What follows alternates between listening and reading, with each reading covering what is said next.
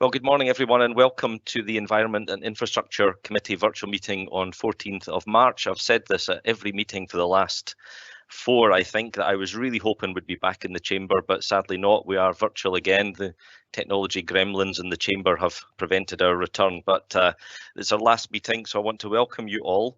Can I remind you, councillors and officers, to use the chat box to attract my attention as per usual protocol. I can't see everybody's screen at one time, and that's the only way I'll see who wants to speak in the order in which you want to speak.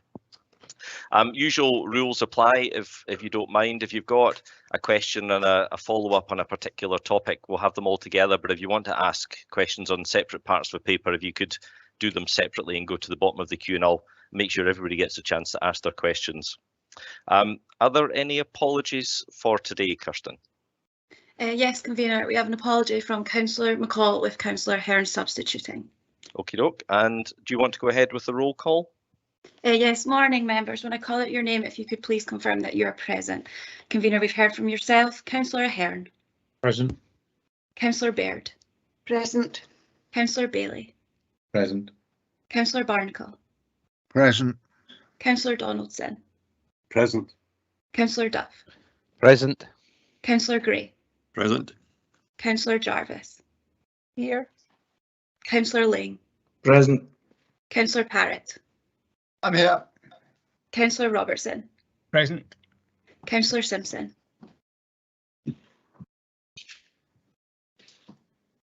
Councillor Simpson.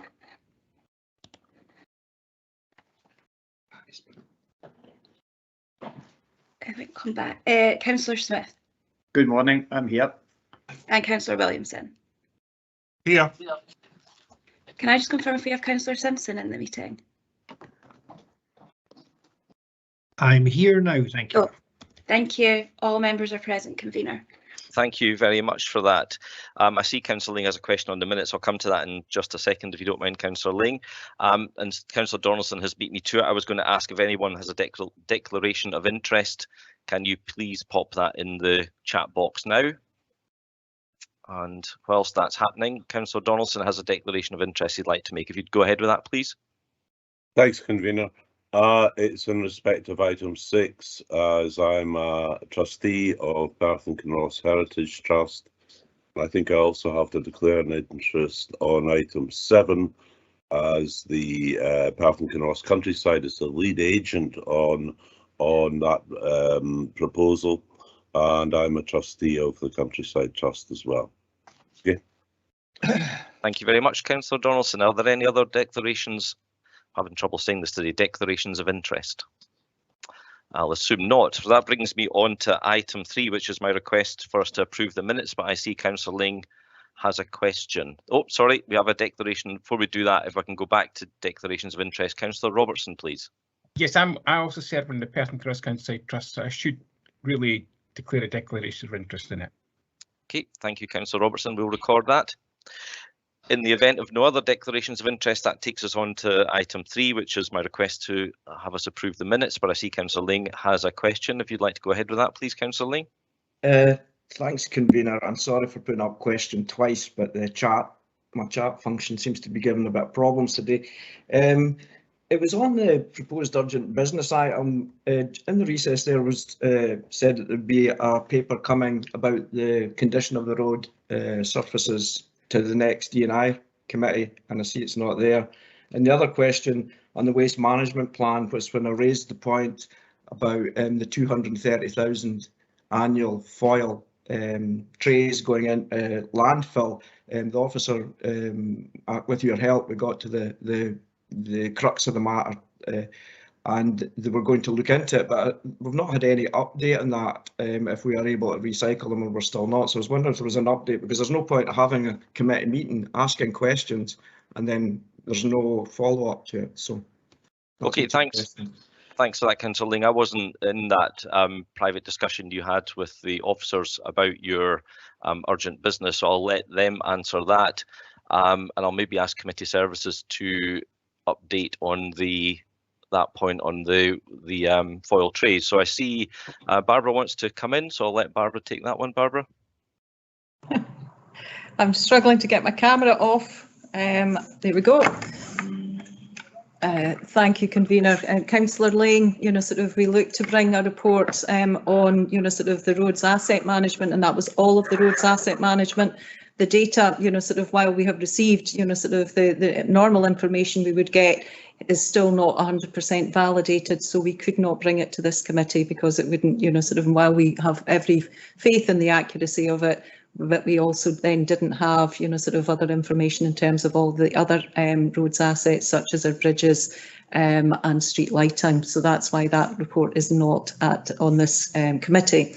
In terms of the recycling of trays, my understanding is that Tayside contracts are going into a system where they will pick up the trays and take them back and wash them, and therefore and then recycle them from there. Thank you, Convener. That's really good news. I wish we'd been updated of that and when that's going to start, and it maybe should have been done before we had to be raised at committee. Okay, thank you, Councillor Lane. Right, does anyone else have any issues over item 3, the minutes of the agenda, or are we happy to agree the minutes? Agreed. Agreed. Agreed. Thank you very much, everyone. So that moves us swiftly on to item number 4, which is the active travel strategy, cycling, walking and safer routes projects. And I'll begin by asking Brian Cargill if he can introduce the report, and then we'll open up for questions thereafter. Brian, are you happy to go ahead, please? Yes, happy. Thanks, Convener. Morning, members. This report details the cycling, walking and safer routes projects that the team implemented during 2021-22. It also seeks committee approval for a list of cycling, walking and safer routes projects that we've identified for 2022-23. In 2021-22, the Scottish Ministers offered Perth and Kenos a capital grant of £665,000 for cycling, walking and safer routes projects. In 2022-23, the Scottish Ministers have again offered Perth and Kinross Council a capital grant of £665,000 for cycling, walking and safer routes projects.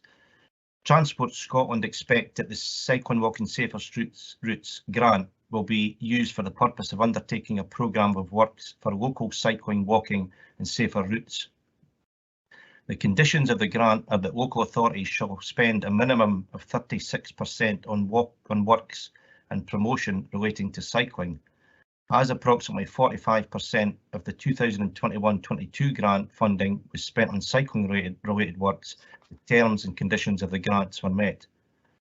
Funding of £31,000 was also secured from Tayside and Central Transport Partnership TAPTRAN, and that allowed us to carry out works to deliver a walking and cycling path in Broich Road, Crieff.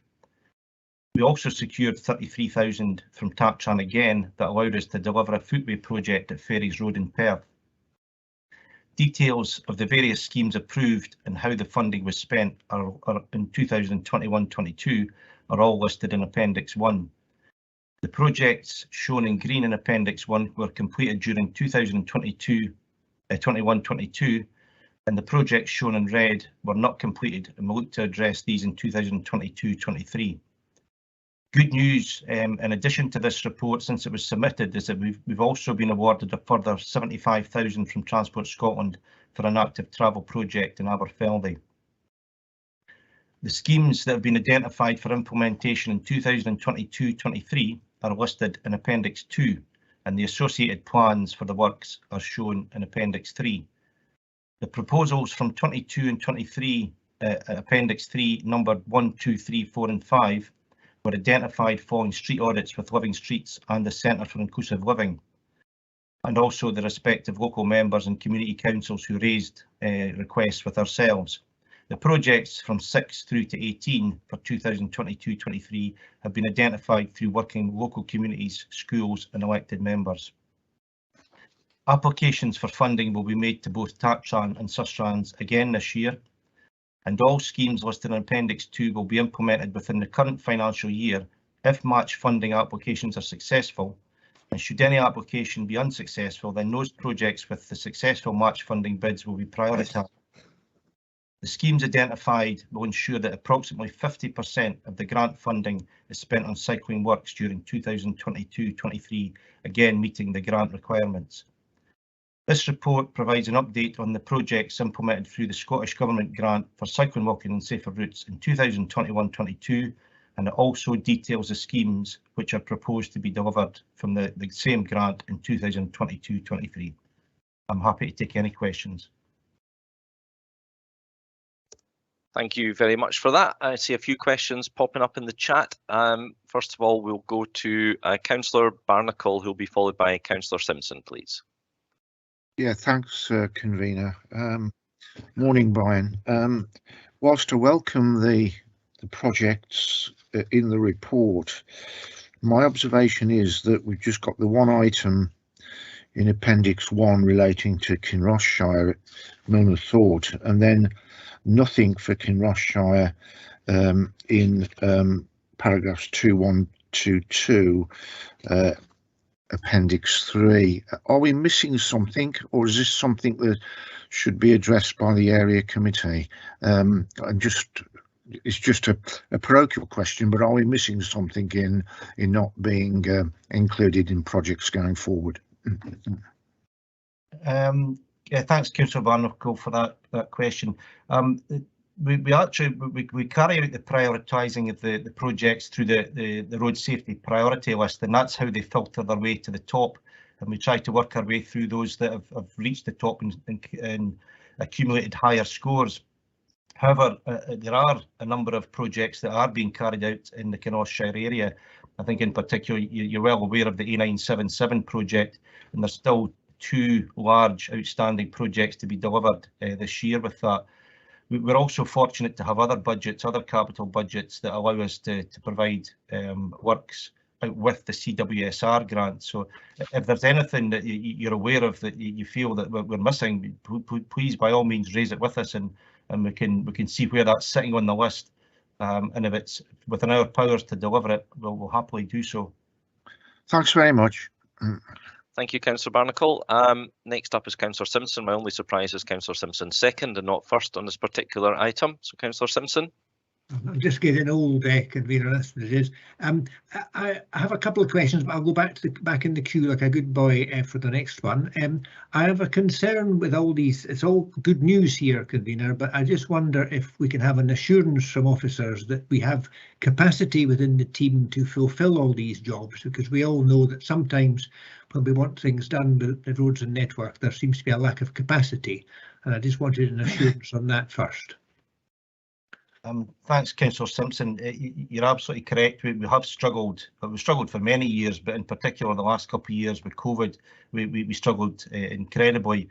We are very fortunate. We've been given funding to bring in additional resources. We have a further 2 members of staff due to start with us in the next month or so. That will help us deliver a number of the projects that have been identified. But historically, we've prioritised the external funding. So the CWSR grant and CWSS grant, as it was previously, were always the team's priority to get that delivered and ensure that we maximised and spent the full grant. In addition, we've been very fortunate in previous years, and I hope we'll be fortunate again this year, to receive external additional grant funding from Sustrans and TACTRAN. So it's always been our priority to deliver these, and that will be our priority again this year. But you're very, very correct. We have struggled with resources, and we'll just, as we've always done, we'll give it our best shot. That you done, Councillor Simpson, for your first question? Excellent, thank you. That takes us on to Councillor Parrott, who'll be followed by Councillor Duff. Councillor Parrott, please. Yes, thank you very much, convener. Can I just confirm that, if you like, there's no mention of the Dunkeld corridor, Dunkeld Road corridor project here, because that is funded through totally separate means through Sustrans, and is a complete discrete project on its own. Thanks. Thanks, Councillor Parrott. Yes, you're absolutely correct with that one. I think the danger is that and this certainly isn't the case now, but that we tend to work in our own silos, and there are a number of projects that have been raised with us, but we share these with the Perth People Place group, so we're both on the same page, and we won't go ahead and look to deliver a project that crosses over with the big community engagement project that they're currently carrying out. So we're well aware there is demand for projects in that area, and the intention would be that these would be delivered in conjunction with the Perth People Place Group. Thanks for that. I know we're lucky for another paper. We have John McCrone in the meeting, so I think John can comment further on that for you, Councillor Parrott. John, are you happy to go ahead? Yes, thanks, Councillor Parrott. I think Brian's actually answered it. It is a completely separate funding stream. It relates to overall development of strategic routes within the city, linking in with other public transport investment, most notably park and ride developments proposed at Lunkerty and Walnut Grove, as well as the rail station. But Brian is part of the internal management group, and we are now working our way towards detailed designs with support from Sustrans, looking to access additional grant funding support for that work towards the end of this year. Thank you very much. I'm reassured there, and I'm delighted to hear that there's, if you like, coordination to make sure that minor projects are not done when they might be covered by a larger one. Thank you. Thank you, Councillor Parrott. That takes us on now to Councillor Duff, who will be followed by Councillor Bailey. Councillor Duff. Thank you, Convener. Yes, so just getting the unmute button there. I wanted to ask a question with regards to the Wadesbridge entry within the appendix. And first of all, I just wanted to confirm, you mentioned £75,000 from TACTRAN. Is that the 75,000 that's mentioned in the report? Or is this an additional 75,000? My colleague Blair Watt's on the call, and Blair will have it in more detail, but the 75,000 was actually secured from the Scottish Government. A month or so back, they had a wash up with all the local authorities to see how the project spend was with the CWSR grant. We were very fortunate that we were very, very far down the line with our spend, whereas some other authorities hadn't managed to spend their full grant. So at that point, we were invited to put submissions in for additional funding if we could confirm and guarantee that we'd spend it by the end of the financial year. We were able to do so. I think that the project at Wadesbridge really came up again through good work with our colleagues in the Road Maintenance Partnership, where they had a project where they were looking to do resurfacing work. There was also our UTC, Urban Traffic Control colleagues, were doing works on Wadebridge. And at the same time, it's like the perfect storm. We were approached by a local group who had plans for walking routes in the vicinity. So it made perfect sense for us to secure additional funding in order to deliver that project for them. So it is it's a win-win-win and a good news story for us all. But Blair has more details. He was involved with the actual project and the securing the funding. So if there's more questions that I haven't managed to answer, Blair can certainly answer these for you. Certainly, it was just the report mentions TACTRAN £75,000, and you also mentioned that you'd recently secured an additional 75,000. I was just wondering for Aberfeldy, I'm wondering if that is now 150,000, or if there was another project that you were meaning. No, I know it's Blair's put an answer up in the chat there, and he can certainly answer it. But no, this was 75,000 in order to allow us to deliver that project. Right, it's not that's fine. There's not more money sitting there to be spent. No, the money was identified for that project. That's okay, and hopefully has started this morning actually. So thank you. Blair, is there anything else that you wanted to add that's not been covered already? Just that the £75,000 was an additional CWSR grant specifically for the Wadesbridge project. The two TACTRAN grants we got, which amount to about £65,000, were identified for specific projects. One was Ferries Road in Perth, and the other was Brook Road in Grief. So we've started out with 665,000, and I think by the end of this year we'll have spent close to £800,000 of external funding. Thank you. Does that satisfy you, Councillor Duff? Yes, thank you. Okay, that takes us on to Councillor Bailey, who will be followed by Councillor Gray. Councillor Bailey, please. Thank you, Convener. My item is about the proposal in item number 10, which is the St Maido's extra stretch of path to help the school kids get to the Maddox Centre. I fully support the principle of that, but my question is actually about the positioning of the traffic light crossing. So around about 2 years ago, there was a pedestrian crossing put in further to the west in St Maido's, and at the time I asked the question of was that location compatible with the school's wishes and the Maddox Centre's wishes to have a safer route between the school and the Maddox Centre, and I was reassured that that location was indeed compatible with that.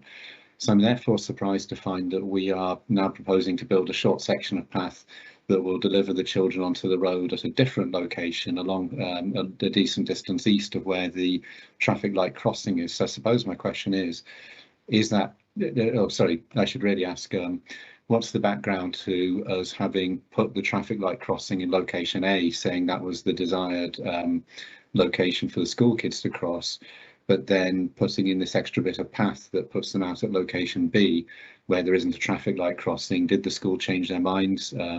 Could I just have a bit of background on that, please? Brian, do you want to take that? Yes. Or do you not have the detail to hand, maybe? I don't have that kind of detail to answer it. I'm aware of the location, and my recollection is that the path that is proposed to go in is behind the wall. So it actually mirrors the path that's there, but it would be a shared use path that takes you along to almost opposite the centre itself. It's to create an improved point and an improved link. My understanding again is that the school used the facilities there day in, day out for the kids to go back and forward for various recreational facilities. So again, it was just to improve the link for them. I don't have the detail, but I'm more than happy, Councillor, to find more for you and get back to you out with the meeting. Yeah, thank you, and I fully support the idea of the path. It's just I wonder whether the crossing is in the right place now retrospectively. A further question, if I may, a very quick one. That's just a yes or no answer. I think because this path is being built out with the road boundary, will this require a planning consent? It may well do. My understanding is that the land itself is within council ownership, which is making things a lot easier for us. And maybe housing, I think, is the department that are responsible for it. Clearly, if it requires planning consent, we'll have to go through that process. But again, this is the very early stages of us just planning next year. And this is a project that we've got on our radar that we'd like to deliver, and funding allows and everything with a fair wind, then we will deliver that next year. Great, happy to support it. Thank you, Convener, for entertaining me. Thank you, Councillor Bailey. And Brian, are you happy to answer that question but circulate it to everybody who's on the committee, if that's okay, please? Absolutely. Great. Thank you very much. Councillor Gray, please, followed by Councillor Smith. Yeah, a similar question to Mr. Bailey's, Councillor Bailey's previous. Appendix 1, item 6. I'm a bit vague on the detail of this one. I wonder if someone could either explain it or send a copy of the plan to me, please, somehow. Blair Watt is on the call, and Blair knows that project very, very well, being a local resident, and he can either give you some information just now, or we can send you the full details as well as the other members if you wish out with the meeting. That would be fine, thank you. Yeah, you could send the plan out. Thank you. Okay, thank you, Councillor Gray, and that takes us on to Councillor Smith, please. Yes, my one is a very, very quick question. Is the new highway code, is it going to affect any of these projects, and is there any cost or any changes? Just a simple question. The highway code itself and the changes doesn't necessarily affect any of the projects that are listed here, but certainly when we come to a further paper, it does affect that, and it's given the priority to the pedestrian when they're crossing at a junction, and the facility that we're proposing to put in that report will assist that. But from this point of view, there's nothing really there that's affected by the changes in the highway code. That's smashing. Thank you. Okay, thank you very much. So, although Councillor Simpson's second question is technically next on the list, because it's the second question, Councillor Simpson, I'm going to move on and I'll come back to you, but please remind me if I miss you. So that takes us on to Councillor Lang, who'll be followed by Councillor Donaldson. So Councillor Lang, next, please. Thanks very much, Convener. My question relates to school exclusion zones, which have been reasonably a welcome idea within the last 5 years, where we've reduced school crossing patrollers and increased school exclusion zones. Some of the feedback I'm getting now is who actually enforces these. I know that, so we're putting them in, and I believe it'll be Police Scotland then who are meant to enforce them. Do we have any plans, or do we go out sort of a day of action and go and advise people that they shouldn't be parking in, and much as is related to as an advisory capacity as they have in the next paper, where we will work with the community to observe the idling paper proposal, but do we have a team of parking attendants or anybody going out to school exclusion zones, having a look, collecting information and feeding it back to Police Scotland if necessary, and issuing sort of advisory tickets to people? Because we can't just build these school exclusion zones and then not then take no further part in it. So I'm just wondering what we do after we've built them, how we not enforce them but encourage people to use them properly. Thanks, Councillor Lang. The first question I think that you asked there was that it is a matter for Police Scotland to enforce. I think there's been some confusion in recent weeks where I think the Police Scotland have, for whatever reason, I think it's went into the reception and they've passed on to constituents that it's the council's responsibility. It's a road traffic offence and it is enforced by Police Scotland, and the traffic police are well aware of that. To date, they've been relatively self-enforcing, and we soon are made aware if there are issues where people are still continuing to go into the zones when they shouldn't be. And that usually the school reports that to us, or the parent council reports that to us, and we then report it to our colleagues in Police Scotland. However, we've moved forward with this latest batch of school exclusion zones, and that the signs themselves actually identify and they monitor the traffic going in and out for us. So we know the numbers that are going in and out. And if during that period when the school exclusion zone is on, it shows that there's excessive or whatever numbers are going in there, then we can target that. So it's a bit more intelligence-led policing, and that we can pass that information on to Police Scotland to allow them to go and give attention. Thank you, Brian. Does that answer your question, Councillor Lang? If I can get unmuted. Thanks, Brian. Thanks, Convener. It does, Brian, but what I was asking was if we had any, without going the heavy-handed way, possibly going Police Scotland, can we not do, as is in the next paper, some advisory work where somebody just goes out and hands somebody an educational ticket, telling them why they shouldn't be there, why the school exclusions are on there, explain it to them before we go down a more heavy-handed route. We're doing it for the idling paper we're bringing forward. Can we not do it for the school exclusion zone? More educational than enforcement. Part of the 4 E's. Absolutely, you're absolutely correct, Councillor. And I think to date we haven't been heavy-handed. I don't think. I think they have all been relatively self-enforcing.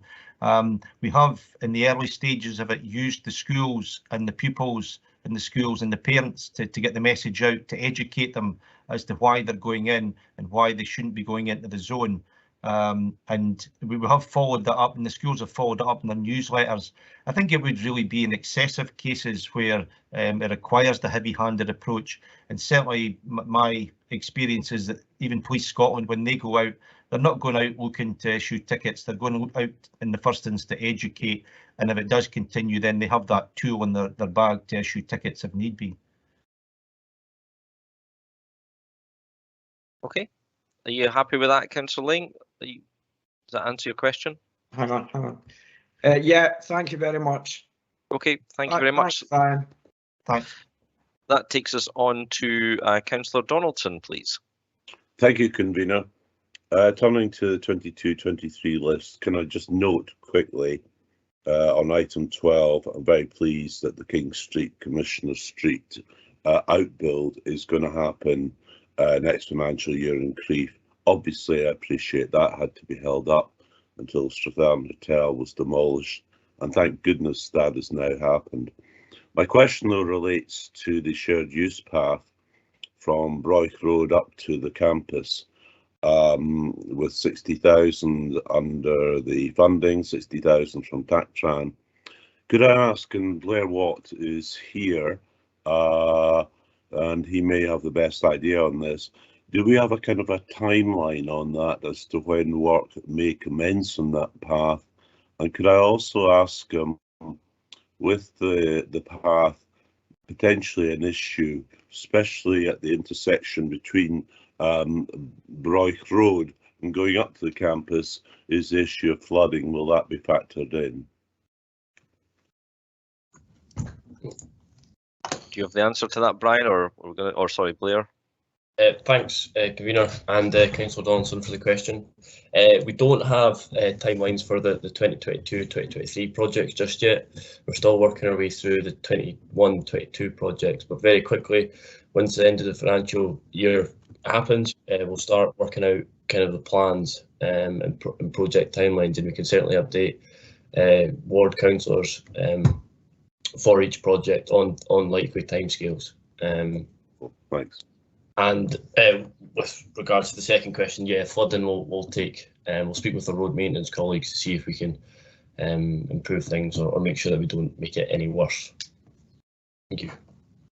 Okay, thanks, because that is a concern, that particular path, and it's not just with the shared use path, but with the road as well, and it certainly is prone to flooding. Thank you. It would certainly seem crazy to do this work and not solve a flooding problem at the same time and have a problem still existing afterwards, but I'm sure Blair and his colleagues will take care of that. Yeah, I'm going to jump on ahead of Councillor Duff because I think that's a second question to Councillor Williamson, please. Thank you, Convener. My question really is partially a comment as well, but also an observation. I actually welcome this report. I think it's well done. My concern really is around our rural roads, and as people start cycling more to and from schools or within our city centres, people will want to obviously expand the wings. What investments are we going to make to try and make our rural roads safer? And also, is there any consideration about educating cyclists about cycling on some of our rural roads? Thank you, Councillor Williamson. Who's taking that one, Brian? I see you scribbling away. Yeah, thanks again, Councillor Williamson, for the question. The funding that we are given from from Transport Scotland is for capital works, which clearly you can see that the volume of projects that we've identified there is a tall order to deliver. The rural road network is vast, and we have in the past been able to deliver our green routes where we've had cycling, walking friendly routes, and we'll continue to do that where there are locations that are popular with cyclists and that they have a start and an end destination. And if there's any within your ward, we're more than happy to always consider these and see whether they're appropriate or not to one, reduce the speed limit, but two, highlight that there is the potential for cyclists on these routes. But the projects themselves that we're looking to deliver here are mainly shared use paths or projects. I would have to say a lot of them in the vicinity of schools, and it's trying to encourage children to use active travel to get to and from the schools. We also have other funding budgets from a road safety point of view. If there are areas in the rural road network that you have concerns with, then we're happy to consider these and address them if we can. Does that answer your question, Councillor Williamson? Yeah, thank you. I'll probably get back to Brian on that point. Okay, but thank you. Okay. Brian, just out of interest, that's if you don't mind, I'll have a follow-up to Councillor Williamson. Is there a restriction or any direction given as to how that money is spent? It is to be spent on walking, cycling infrastructure, cycling, walking safer routes. So again, it's at our discretion what we use it for, but it is identified for active travel. So as much as we can put a measure in that improves road safety, if we were solely putting it in for a road safety point of view, say a crash barrier, that's not an option for us to put that in under this heading, unless it was a crash barrier as part of a path network of that. Okay. And am I right in saying that the priority for your team has been to deliver this stuff because there was a limit to the time limit on the funding, and therefore your work has been focused primarily on that and not so much on the other stuff that was being funded through the council? Is that right? Absolutely. With the budgets that were allocated from the council, in the main, we have the ability to move that into a future year for us to deliver projects. This is this has to be spent this year, and it's also a requirement of the external funders, whether that's TACTRAN, SUSTRANS, that we have to spend that by the 31st of March. So here we are, we're well into March already this year. And that's our list of projects. As soon as the 1st of April goes, the gun starts, and we have to go off and trying to deliver these projects next year. Bearing in mind last year with the Spaces for People projects and the over 70 20mph speed limits, it has been a difficult time for us. We won't have the same level of pressure. There's still plenty of work for us to deliver, but we won't have the same pressure on us next year to deliver by the 31st of March. But this work has to be done by that date. Okay, that's great. Thanks for that. So my first question is Councillor Jarvis, and then I'll go back through the second questions in roughly the order they came in. So Councillor Jarvis, please. Yes, well, thank you. I'd first like to say that I really appreciate the work the department's done with the people on the A822, I think it is, over the winter maintenance. That was quite an innovative thing that they've done in conjunction with the community, and actually it's still on winter maintenance. My question is, some of the rural areas are not heavily trafficked, and you know, in order to keep people walking rather than using their cars, is there any way that some of the routes can be maybe upgraded? I know everybody can't be a category 1. The one that really springs to mind is the route between Capeth and Mursley, because the people in Capeth have to go to Mursley for all sorts of things, and if they were able to walk and the road, you know, footpath rather, was gritted, it would help them greatly. Councillor Jarvis, I think this is probably a question for roads maintenance team. I'm pretty confident Brian won't know anything about this. Do you, Brian? Not at all, and I don't know if Stuart Diall or a colleague from road maintenance is on the call, but it's not something that my team are responsible for at all. Okay. Right, okay. Well, maybe let you take that up with Stuart Diall at some point, or one of his team, if that's okay, Councillor Jarvis. Yeah, oh, Mark Butterworth has popped in. Mark, if this is an answer to Councillor Jarvis's question, can we make it brief, because we are going off topic a wee bit? Yeah. Thanks, Councillor Forbes. Yeah, thanks for the question. In terms of that, I'll take that away and speak to colleagues, but I think for me it will be a massive resources. You know, we struggle at the moment to get round all our category A and category B routes as we are, and as you know, the weather can be quite temperamental, so we can go away and look at that, but I would say it's probably unlikely, as I said, given the level of resources and the existing demands on the service at the moment. But I'll come back with a definitive answer. Okay, thank you, Mark. I appreciate that. I'm not looking for miracles, but thank you. Okay, and just a quick reminder that this committee does approve the the winter maintenance plan as well. So we'll move on to second questions now, and if my memory serves me correctly, Councillor Simpson followed by Councillor Duff. What a good memory you have, convener. Thank you. My question relates to this fractured nature of the funding streams that we get, and the fact that the money comes in a piecemeal fashion can lead to piecemeal projects, albeit worthy ones.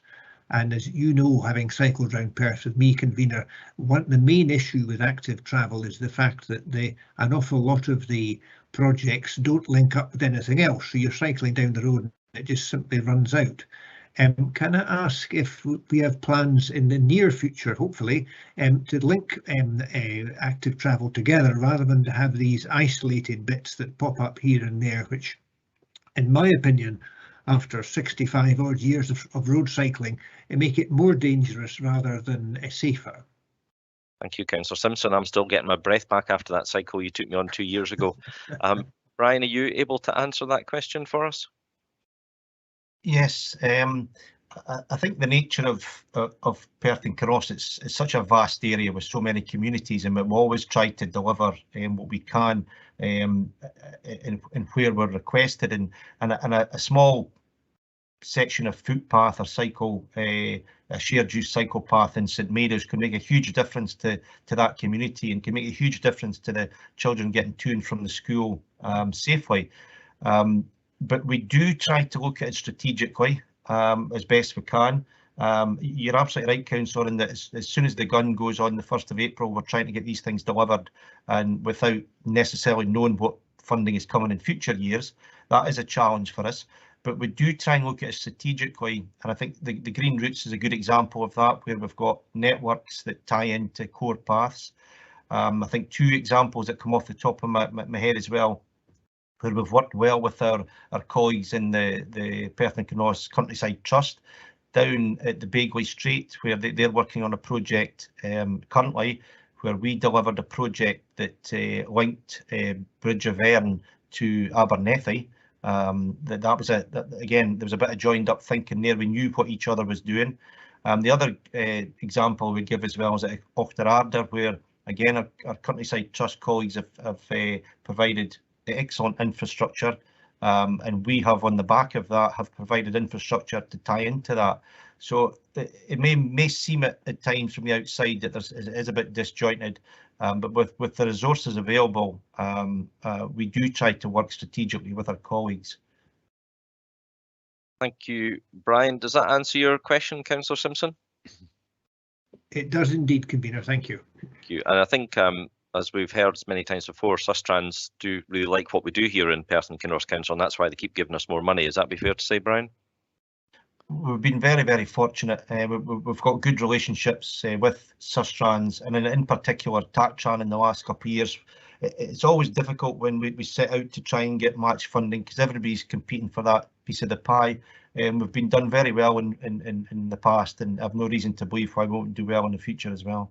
Okay, and just if you don't mind me asking a follow-up on one of Councillor Simpson's questions, am I right in saying that some of the things you do, there's some legal obligation to make them stop or start somewhere? For example, a walking and cycling friendly road isn't allowed to deliver people onto, say, an A road, for example. Is that the case? So you have to bear all that in mind when you work these plans out. It's not necessarily legally. I think we get a lot of requests for us to install green routes, and we take each one on its own merits, and when we assess it, I've often in the past described it as we're trying to link coffee shop to coffee shop, but you need to start somewhere, whether that's a community, and you need to finish somewhere. And what you can't have from a road safety point of view is if you just designate a C or a U class road as a green route and it takes you up to an A class route where there is nowhere to go, and it's not a road that you would encourage. I always think of taking my own kids, my own family. Would I take them on that road? And the answer, if the answer is no, then unfortunately that we wouldn't support that request. It may be that we can put infrastructure in along a short section of that A class road to connect to another C or a U class road. So we'll always look at the bigger picture, but it's based on road safety more than anything else. Okay, thanks for that clarification. So if my memory serves me correctly, I think we're on to Councillor Duff's second question now, please. Thanks, Convener. I think actually Councillor Robertson may have a first question. I'm happy to give way. I think Councillor Robertson's had a first question already. Did he? No, I haven't. No, it was a declaration of interest, I think. Sorry, of course it was. Apologies. Right. Thank you for keeping me right, Councillor Duff. Thank you, Councillor Duff, for letting me in. I have to say, Brian Cargill and his team have done a fantastic job with the money that they managed to accrue and get from various funding sources, and especially the green routes in Kinross have been very, very successful and very popular. But my question really was based on what Councillor Simpson said, and I wanted to ask a more strategic question. Do you know if there is any plans nationally to actually create cross-area routes? Because currently we've got reasonably good cycling routes, like you can get up to the top of Glen Ogle in a really good route, mostly traffic and car free. But once you get to top of Glen Ogle and you're wanting to go to say like Crean-Larach, you're onto main roads and there's no real safe route going westwards. Do you know if there's any long-term strategic plan to try and link up areas like the great areas like Perth and Kinross with other areas in Scotland? It's certainly a an area that is being considered elsewhere. We've had very recent representations from other local authorities who are very interested in the green routes that we've delivered. So I think we're possibly now one of the, if not the lead authority in Scotland with green routes, and what we've managed to deliver over the last 5 or 6 years or so. In the past, we've worked well with our adjacent colleagues. There's green routes that go over the border into Fife. There's green routes that go over the border into Stirling. We have, in recent times, unfortunately, had resistance from adjacent authorities where we've wanted to go over the border to join it up. They haven't met that favourably, and they haven't allowed us to extend the route into their area with a reduced speed limit. Nationally, I sit on a number of committees and boards where they're asking us, how these are performing. So I think it is something that's coming up to the top of the pile, because within reason, it's a relatively low cost measure to deliver, because the route itself, although we're reducing the speed limit from national speed limit to maybe 40, because we are strategically choosing these routes, the vehicle speeds on these routes are relatively low anyway. So we're not really changing the behaviour an awful lot. We're just identifying to the driver that there is a good chance that you will experience a cyclist or a walker on this route, and it's giving confidence to the walker and the cyclist that these routes are safer. And the feedback we get from the users are that they feel safer and they enjoy using them. So again, I don't know if that answers all of your question, but it is something that's becoming a national interest, certainly in Scotland anyway. Right, I think that does answer my question, because I know we're having difficulties getting our green routes extended into other areas. So I'm glad that opposition from other authorities is softening. And if I can make one plea to you, through your working with the national government, Scotland has still got some fantastic routes which are available through old railway lines. Like there's an old railway line still running from the top of Glenogle all the way to Crianlarich, for example. Yep. There's the most of rail lines still exists between Stirling and going north up to Callander, which is a crime, the fact it's not been used. So there's a whole lot of resources there that we're just not making use of, which I'd like you to do your best to try and promote in your meetings. Thank you. Okay, thank you for that one. I think we're moving into comments almost there, but we'll move on now. So if memory does serve me correctly, I think we are now on to Councillor Duff. Thank you, Convener. Finally. That's okay, thank you. In the appendices, there's an entry that says public transport infrastructure improvements, but it doesn't specify exactly what the projects might be there. I just wonder if Mr. Cargill could give us an example or a couple of examples of how these funds will be used. Yeah, what happened? Sorry, Brian, can I just stop you? Just sorry, before you go on, I've just noticed that Blair put an A in the chat over the last question. And I just wondered if you had something to comment on that you hadn't brought up. Sorry, Blair. Sorry, that was a mistake. It was right. Okay. I tried to delete it, but I may not. That's okay. No problem. Thank you. Okay, sorry, Brian. Carry on. Thanks. Yeah, Councillor Duff. What happened in recent times? Again, it's so that we're not working in silos. I sit on a number of groups with our public transport colleagues. Margaret Roy in particular and Murray Fraser, and we're well aware of the rural nature of Perth and Kinross, and that there are a lot of bus stops out in the rural areas, and what we're looking at is making connections to these bus stops or creating hard standing areas, because in some cases it's just a bit of verge. So really all we've done is given a commitment to sit down with Margaret and with Murray to identify what the priorities are from their side of the house, and we'll look to deliver infrastructure to make it easier for the public to use public transport. Okay, thank you. Thanks very much for that. Now, please tell me if I've got this wrong, but I think we're now on to Councillor Lang's second question. Your memory is extremely good. You're managing to follow everything very well, Convener. I'm impressed. Thanks. Brian, first of all, I'd like to to say that all the work that your team do is fantastic, and I find you very responsive. But some of the projects there, I see like the town centre in Dunkeld is red, but this isn't down to officers being tardy, really. A lot of these projects need the community to agree, and some of the projects you put forward, there are, would you say, there can be conflicting interests within it.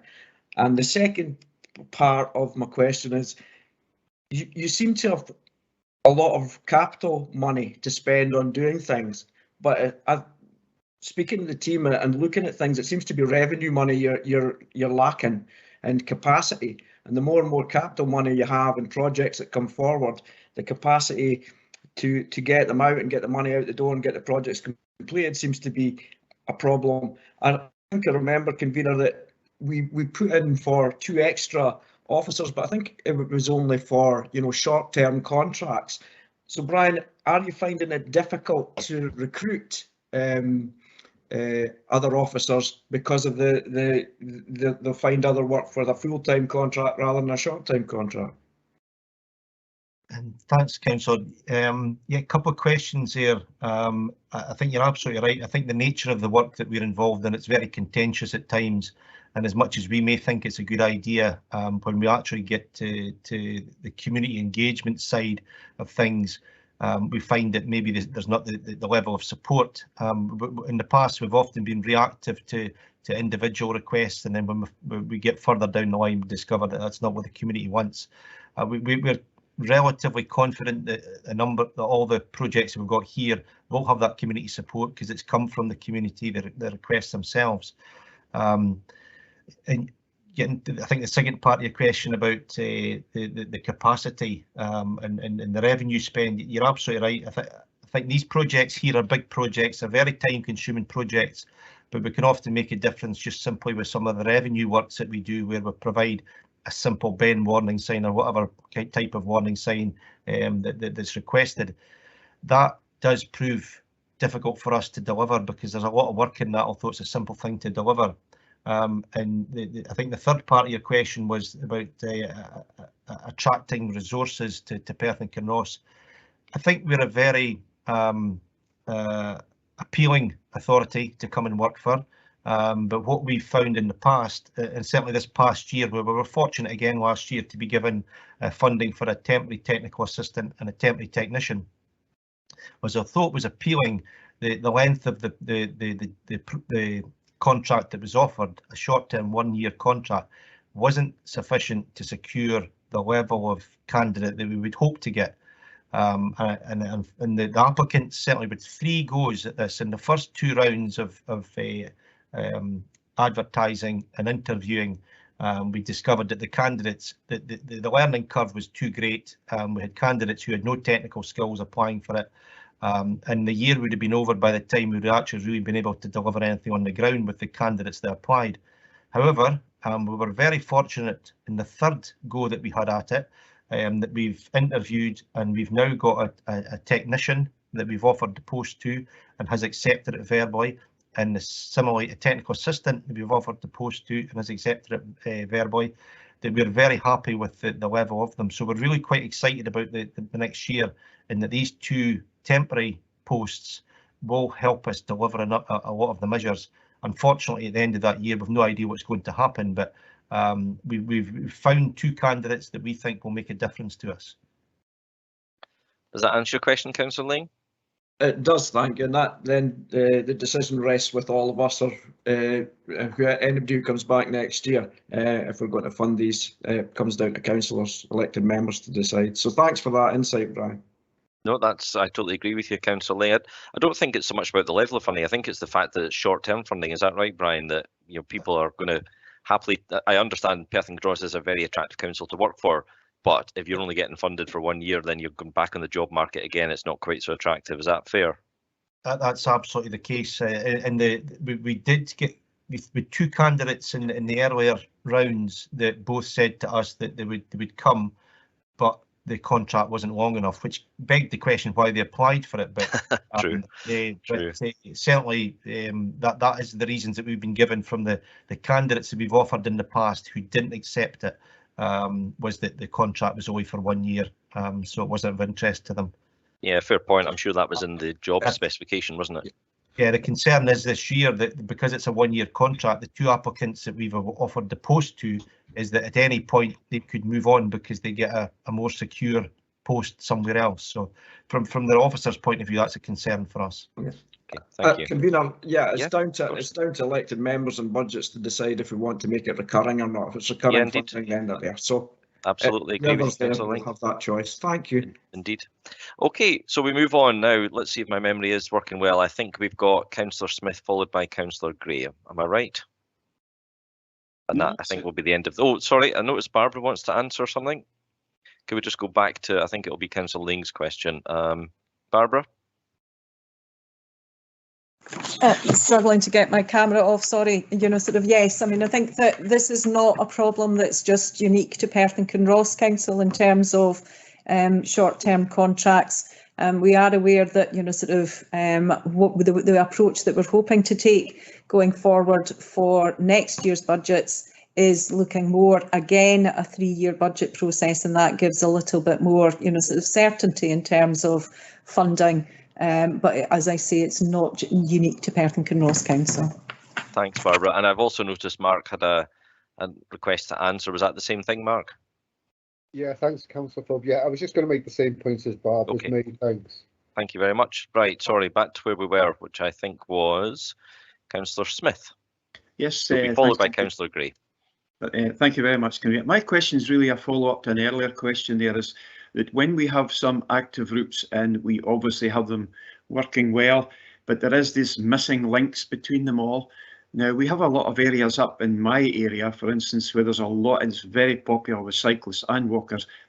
What is the criteria for getting these signs up to say this is a walker and cyclist friendly sign? Because there's obviously lots of areas where you wouldn't be able to join them up. And if you have these signs up, which I've obviously noticed in different areas, how do we go about getting these signs up? And it might help with safety, etc. Okay, thanks, Councillor. That was maybe referred to that earlier on. That's the green routes or the cycling, walking friendly routes, and these come about initially. Perhaps yourself or another member or a community council or a resident asking us to consider the routes in their area to be considered as a green route. Now, what I suggested earlier on is that you assess the route, and the route itself needs to be of a nature that, although currently it's a 60 mph speed limit, but the reality is that people can't drive at that because it's a tortuous route, it's a narrow lane, there's a number of bends, which naturally brings the traffic speed down.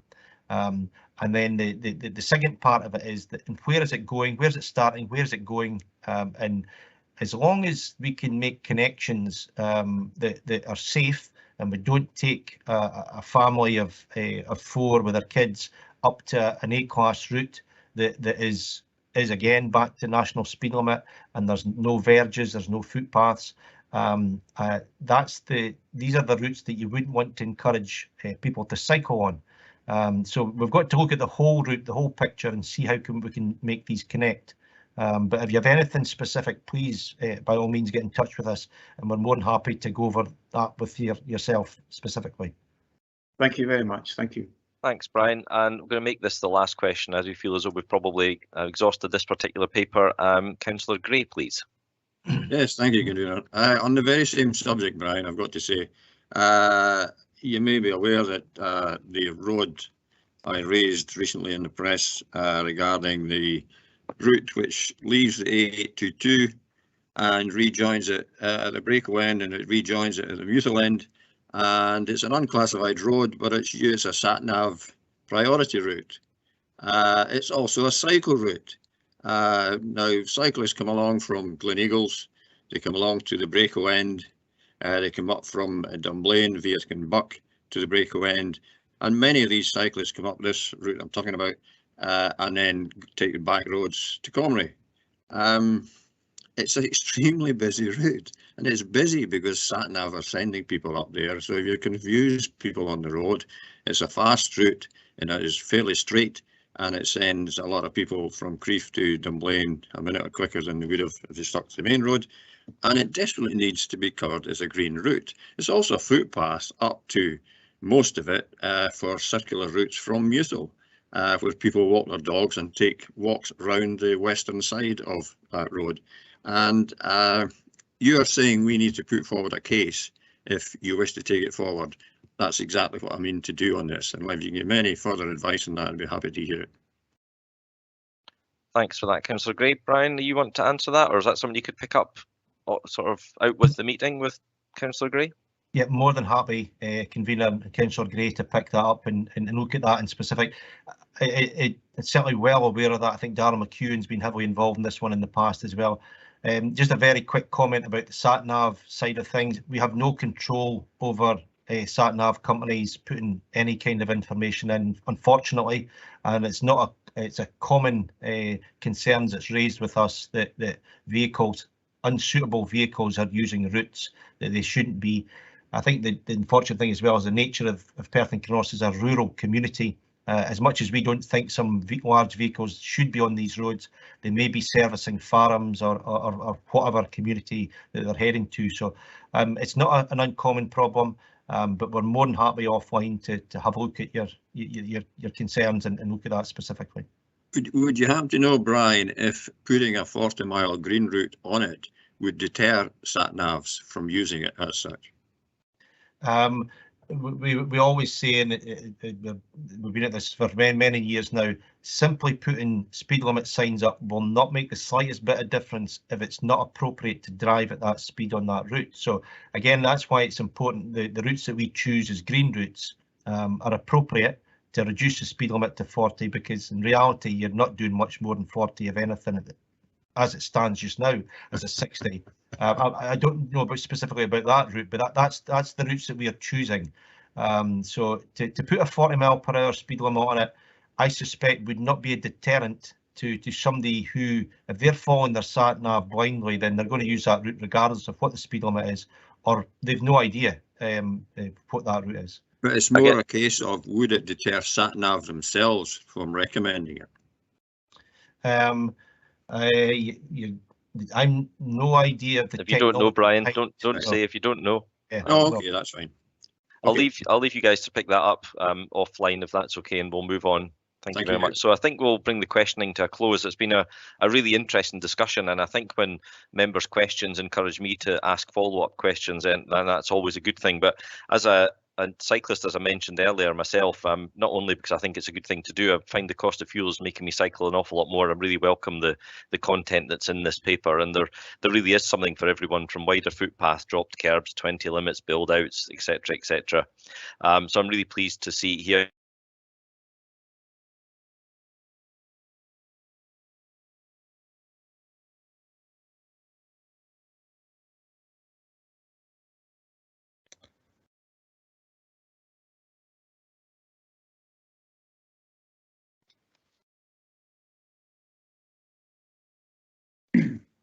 Did I get kicked out of the meeting? That was really embarrassing.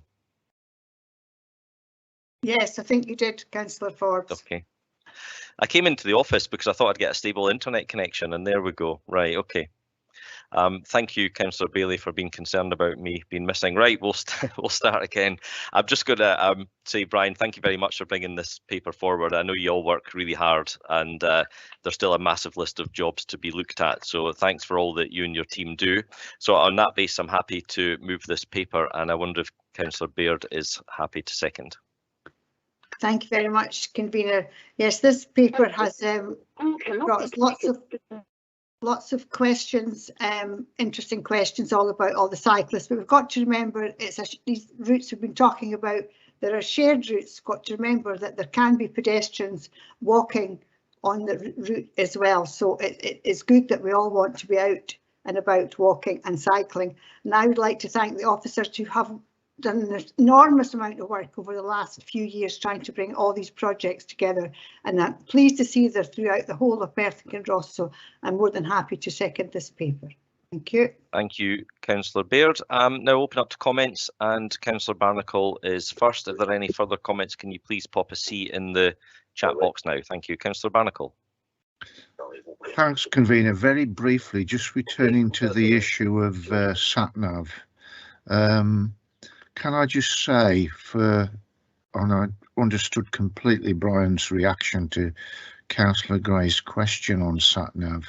There's a real issue here about the government not taking control over what sat-nav companies do, particularly in relation to heavy goods vehicles using inappropriate roads and not differentiating between what is a sat-nav for an HGV as opposed to a car.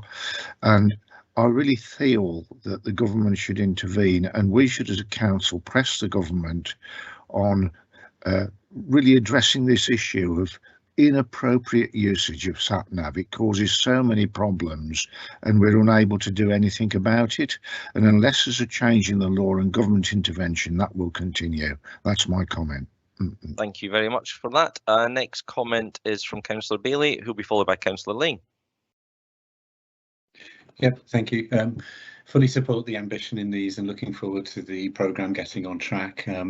However, just listening to the questions earlier and the discussion about the challenges we're having in hiring the people with the right skill set based on the offer of 1 year or short year contracts, I think sadly this is a case of the council reaping what it sowed.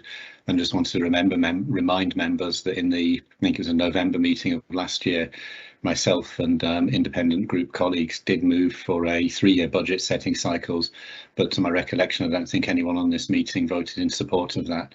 I think we do need to move back to giving more financial security, because that's what helps us to hire people with the right skill sets. At the end of the day, they want that certainty of continuation of employment, and us as elected members, if we give them that, it will make the job much easier and result in more cycling and walking paths, which we're all in support of. Thank you.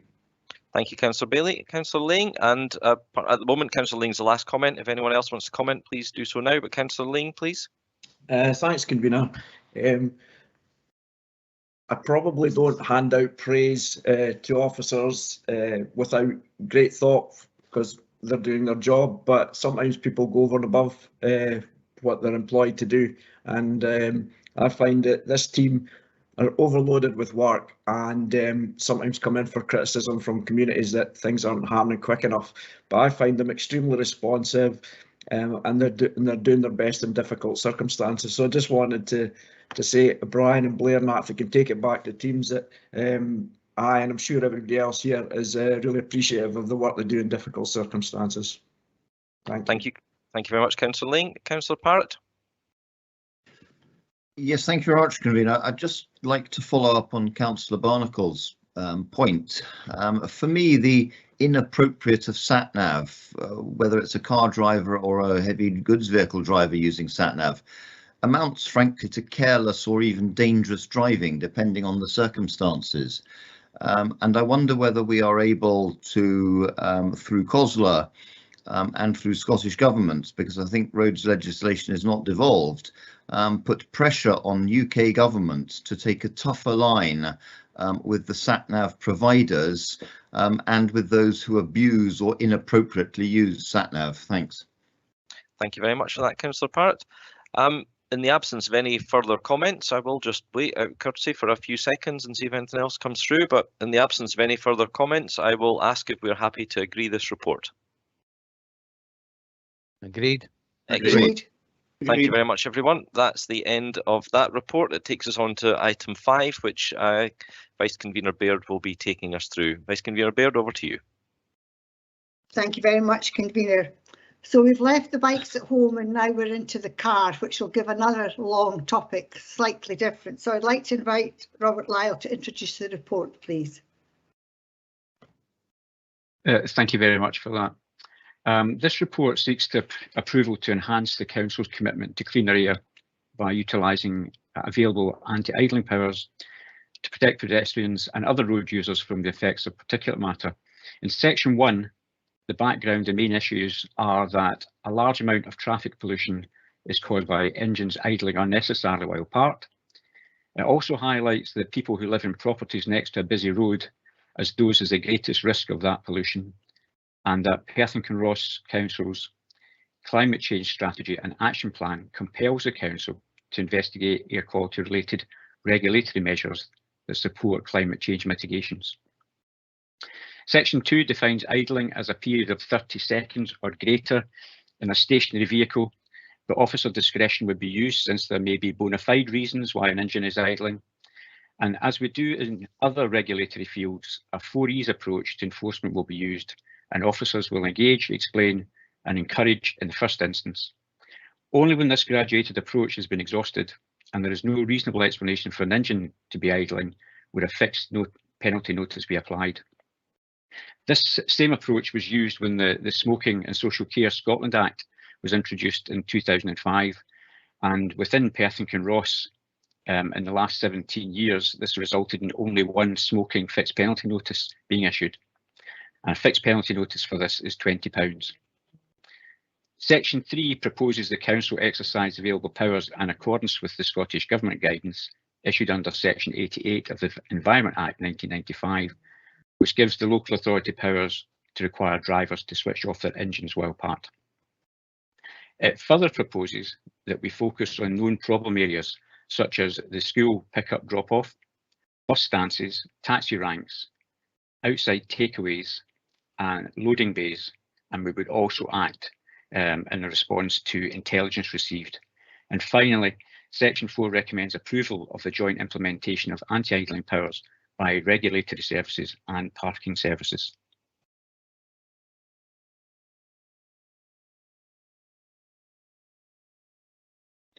Thank you very much, Robert. I will now open it up to questions, and the first question is from Councillor Robertson. Thank you, Vice Convener. As someone who's had complaints from residents about idling vehicles, my understanding is it is currently an offence under the Highway Code to allow your vehicle to idle.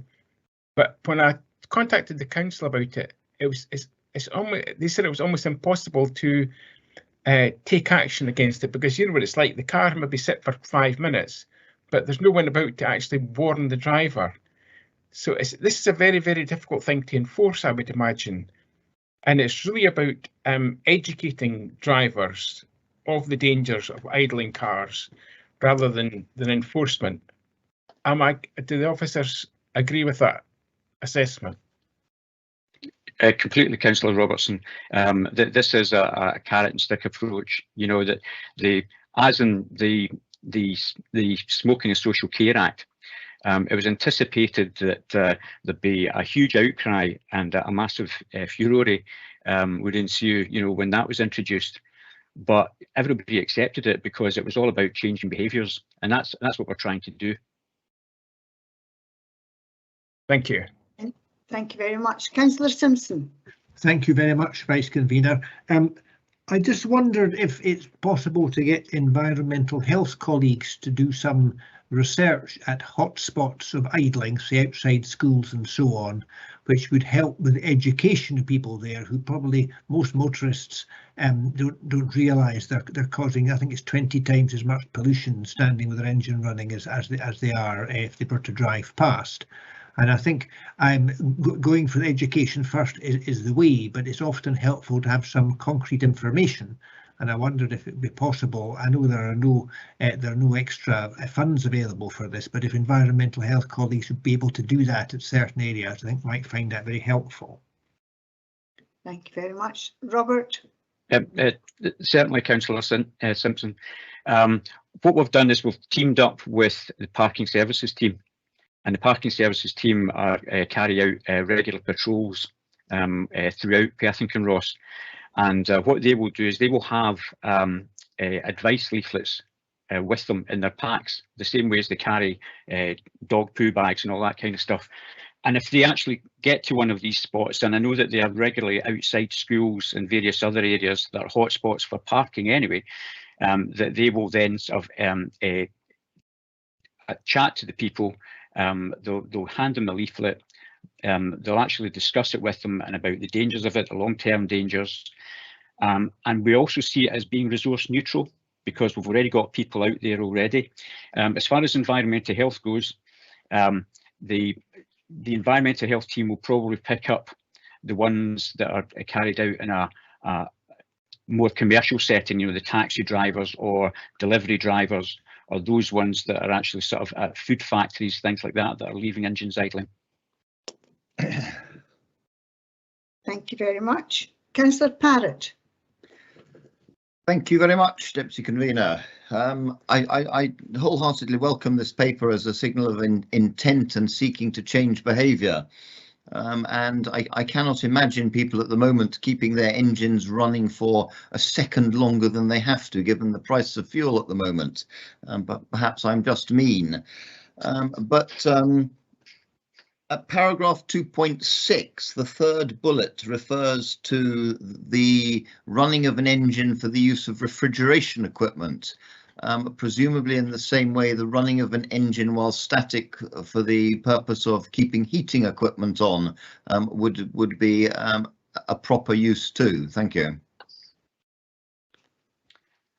Thank you very much.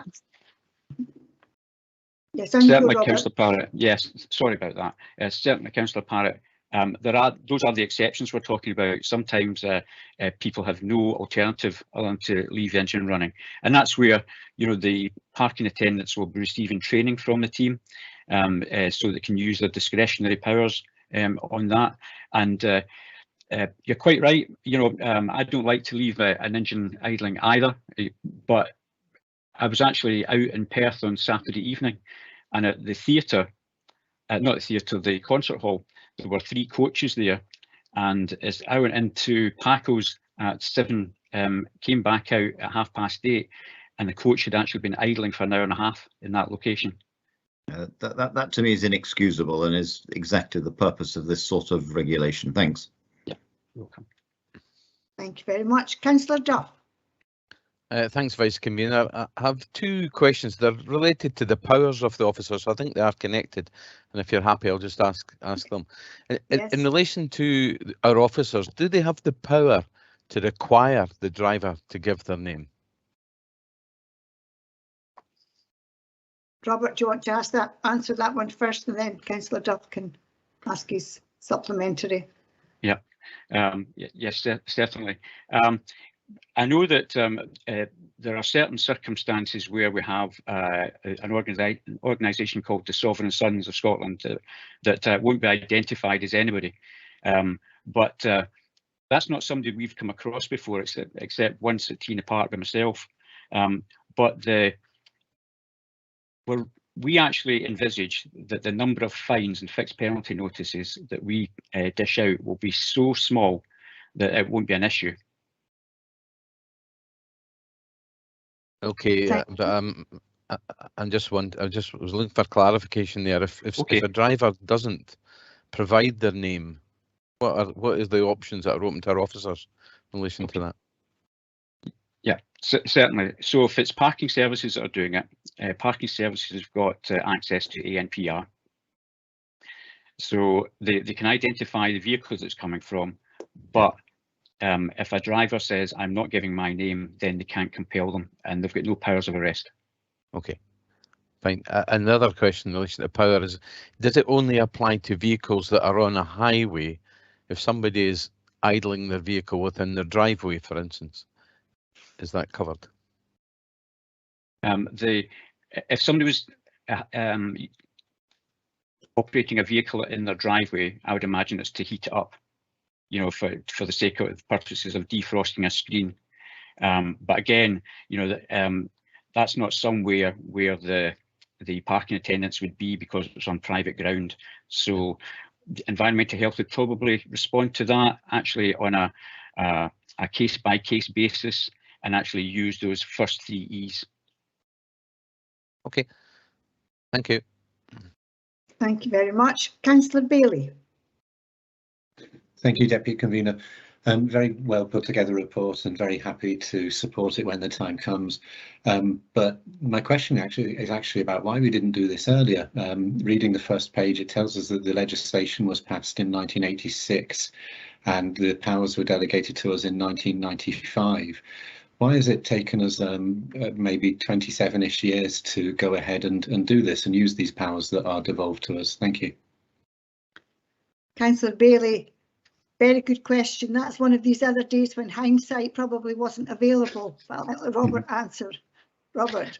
Absolutely, and I don't want to be christened the Captain Hindsight, like to use a Mr. Johnson phrase.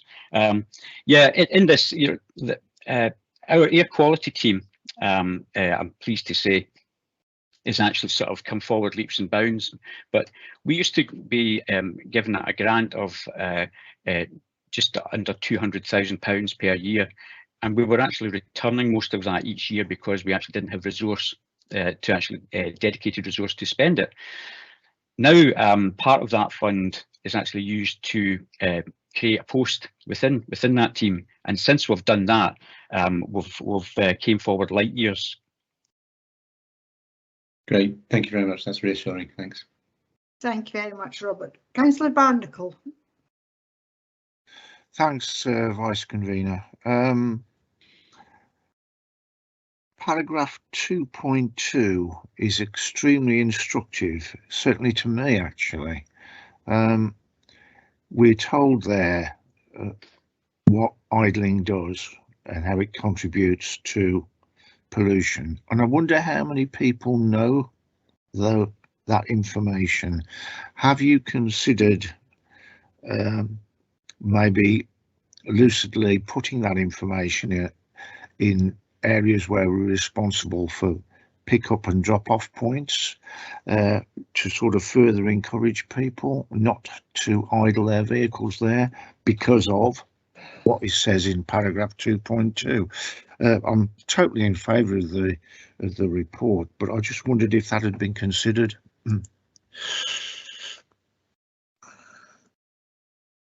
Robert, anything you wish to add? Yes, thanks for that, Councillor Barnacle. Absolutely, it has been considered because that will form part of the leaflet, the paragraph 2.2, just put it slightly differently. And also that will be part of the script when they actually sort of engage with people. That message will also appear on the council's website, and when we do the radio campaign, it'll be on that. And also, I've got a team of people, the trading standards team, who are very au fait with Facebook and Instagram. It will also appear on that. Thanks very much. Thank you. And Councillor Ling, I think you've got the last question. Councillor Ling. Thanks, Deputy Convener.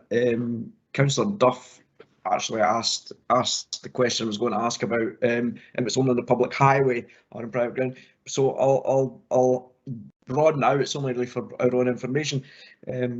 Robert, on building sites, take the City Hall for example, there's often trucks and that sitting idling there, dumper trucks and that, which are probably one of the most heavy emitters of diesel particulates because of the type of engine they have.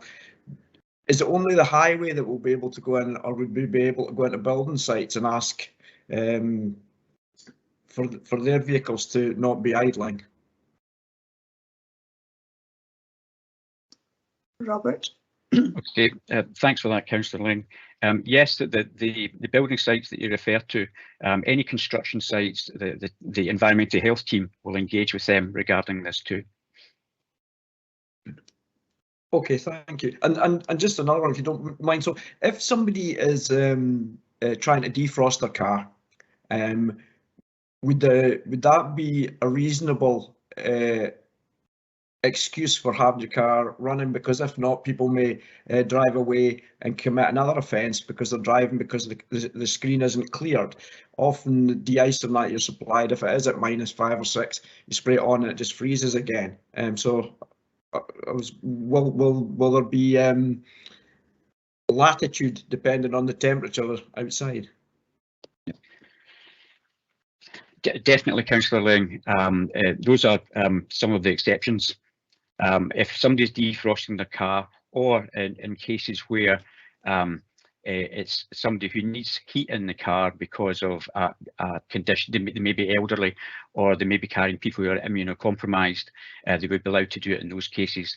But in those obvious cases on the construction sites, as you mentioned, on taxi ranks, outside schools for the pickup, those are the obvious ones, and when the team engage with them, there would need to be a very good reason for them to be idling. Thank you. Thank you very much. I do not see anyone else wishing to ask questions. I'd like to thank Robert for the report and for answering the questions this morning. I think anti-idling idling, I think most of us have probably been guilty of in the past, and I hope from now on none of us will be guilty of that, and try to educate other people that sitting in a car with the car running is not only just a waste of fuel. We all know it is really bad for the environment, and particularly those people who stop outside schools thinking there'll only be a minute to go and collect their child is bad. So I really hope from now on that we will lead by example and do not sit in our cars with the engine running unless it is absolutely necessary. So thank you very much, and I'm happy to move the report. Councillor Forbes, will you second, please? Thank you very much, Councillor Baird. I'm more than happy to second this. I think Councillor Bailey picked up a really interesting point, actually. Why was this not done 20 whatever years ago? And I suspect the answer is partly what Robert gave, but also partly we weren't quite as focused on climate change and air pollution 27, I think it was, years ago. But I think we'll all remember when Professor Belsh came to address us at Council just a few months ago. She talked at length about this problem of idling. So I'm really pleased to see this paper before us today. I was very anxious that the paper emphasised the fact that there will be a very softly approach to this. We know our parking attendants are really decent, nice people, and they will always engage before they enforce, and happy to second it on that basis. Thank you. Thank you very much. Councillor Barnacle, you have a comment.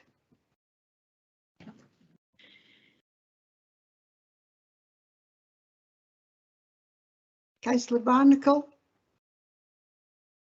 I'm not sure whether Councillor Barnacle's comment was part of his question as well. So, Councillor Duff. I think Councillor Simpson's first. Thank you. So, sorry, it's just the way I'm seeing it on the screen. Sorry, Councillor Simpson. I thought it was a dead heat, Vice Convener, but thank you very much. Well, it is actually both 10:57, so. Anyway, I just wanted to highlight, I think, the good work that the parking attendants do already. There is no doubt they are the most patient and thorough of council officers, and they've had considerable success, certainly in my ward around the school, which had a big problem with parking, by using it's not so much a softly approach, but using the educational and being polite approach, and working with the parent council and the neighbours to ensure that what was a dreadful problem is not just an irritating problem. So I wanted to say that I think they're ideally placed to enforce this, and I just hope that they will get the training and the backing that they deserve from elected members when they're out and about doing this wonderful green work. Thank you very much, Councillor Simpson. I think we should maybe rename the parking attendants as parking or Perth and Kinross ambassadors, because they actually do a tremendous amount of work. Councillor Duff. Thanks, Vice Convener. Yes, I very much welcome the report and its intentions. I think excessive idling by drivers, and probably especially by PSV and HGVs in particular, is extremely unhealthy for all of us, and we need to discourage it. It will be important, I think, that we fully publicise the change and make sure that the public are well aware of why this is in place, and I suppose the exceptions that are permitted within the legislation. But thanks very much to the officers for bringing it forward today. And as I say, I'm very much in support of it. Thank you. Thank you very much. I don't see anyone else wishing to make any comments, so we're happy to agree this report. Agreed. Thank you. I'm proposing that we have a 10-minute comfort break and we return at 11:10. Thank you. Okay.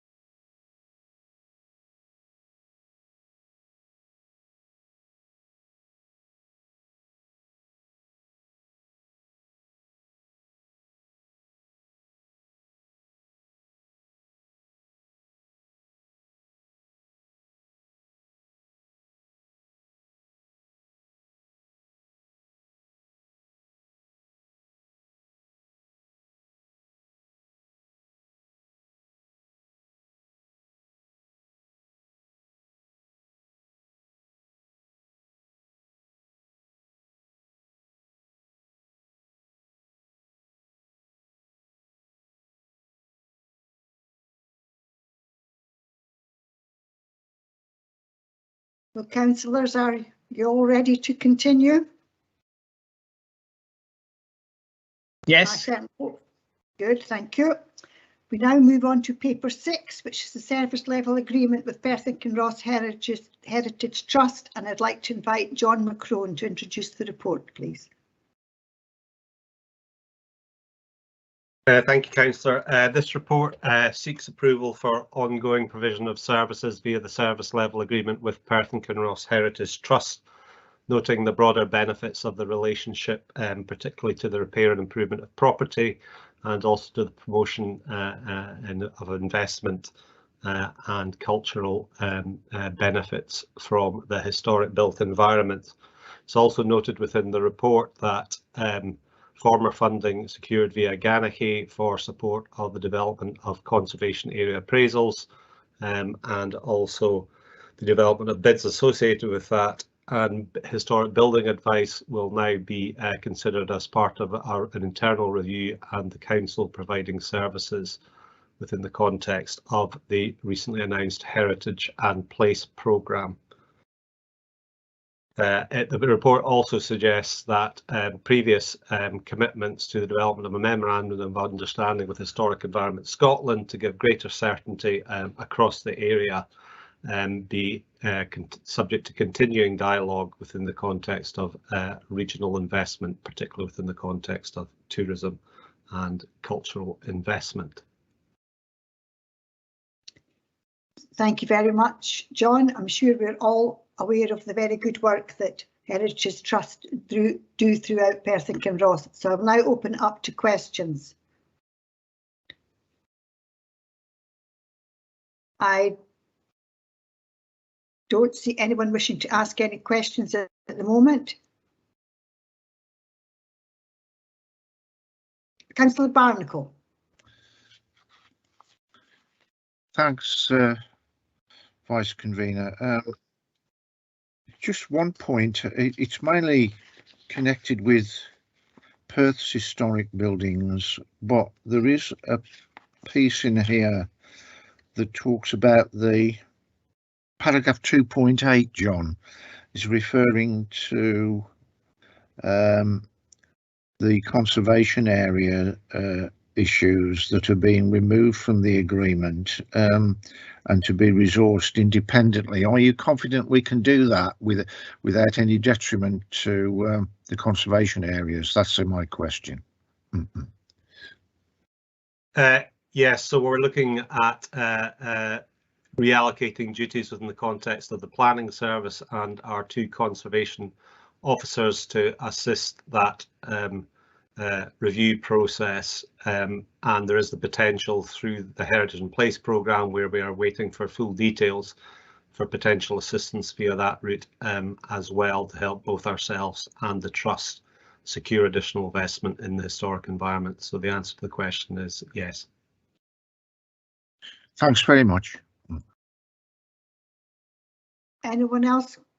Any questions? No, I don't see anyone wishing to ask any questions. Obviously, the report is very self-explanatory, that members fully understand it and did not need to ask any questions. So well done, John, for a report that we can all understand. So we're asked to agree the report and the ongoing works with the Heritage Church and the Heritage Trust and the good working relationships they have with Perth and Kinross Council. So happy to move the report. Councillor Forbes.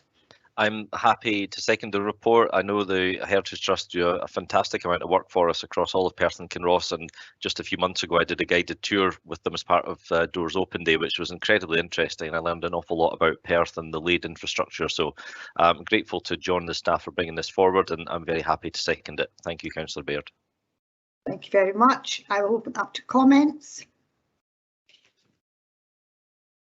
I know that Councillor Donaldson is probably desperate to want to speak, but as he's declared an interest, he's not able to speak this morning, so you'll not be too happy about that. Councillor Duff.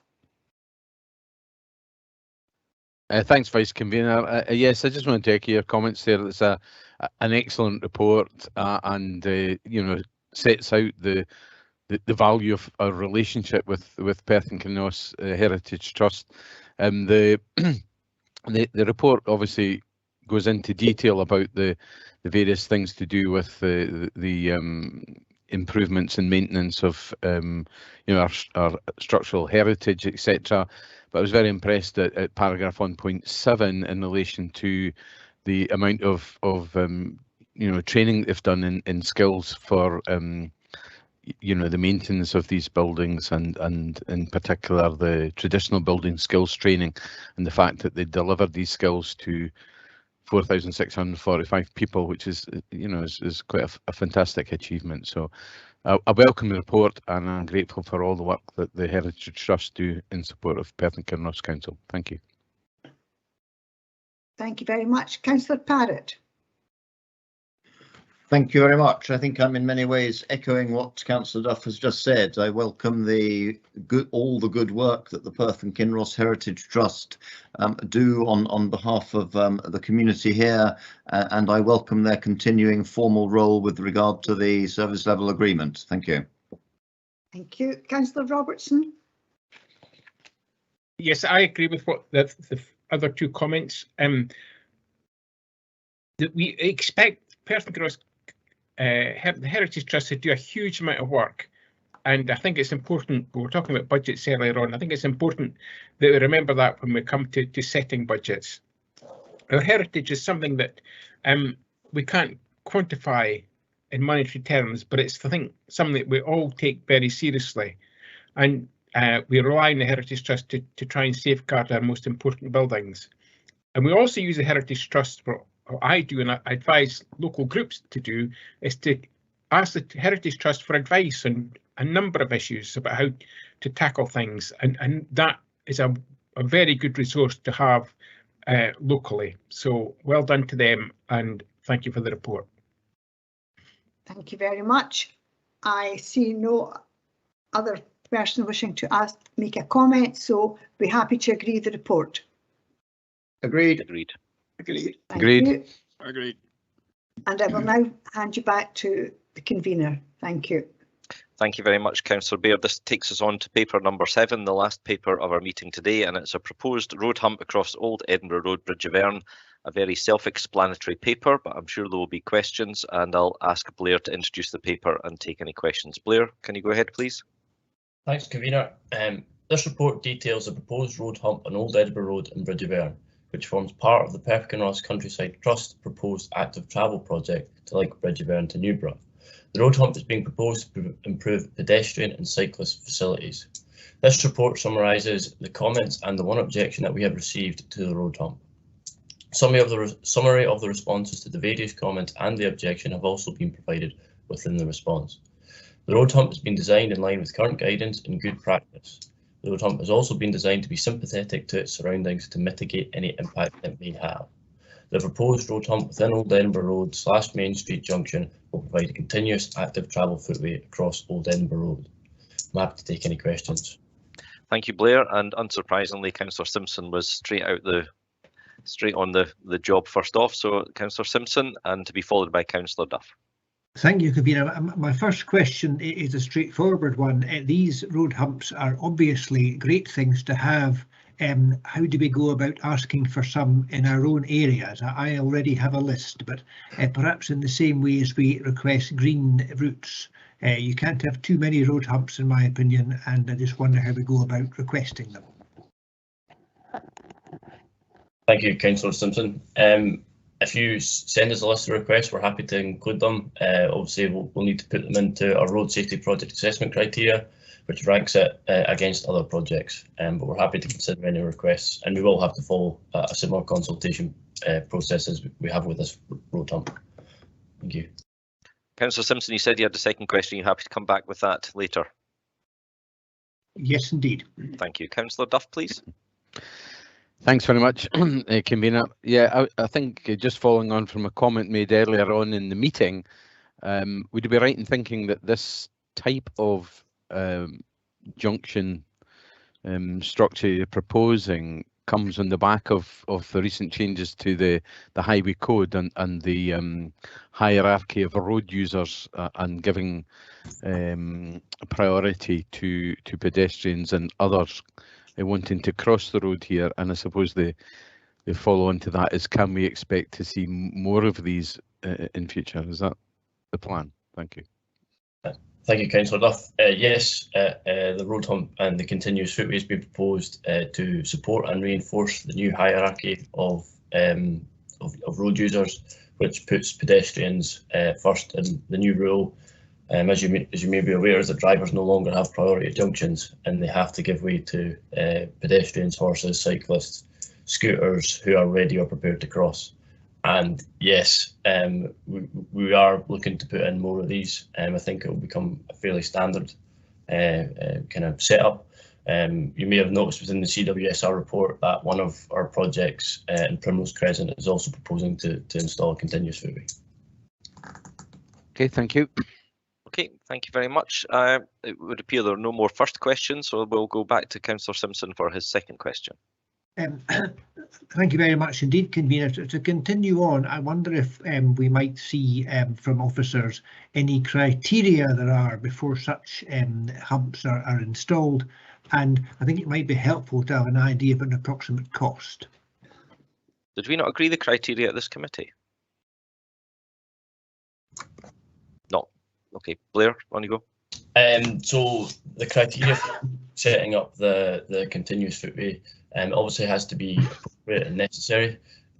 We don't want to put them on very busy junctions because there's obviously a higher volume of traffic that are using them. So there is a lot of guidance on these coming out from Sustrans and that. So we'll use that to kind of see where it's appropriate to install them.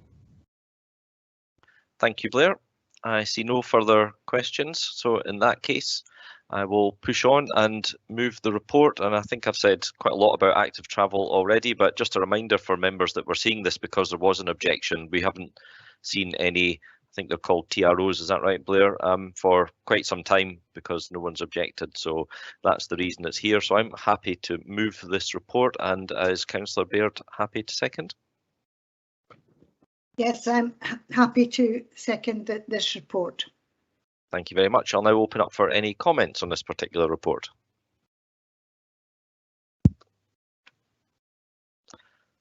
Okay, I see no comments on this, so I think that brings us to the end of this paper. And are we all happy to agree? Agreed.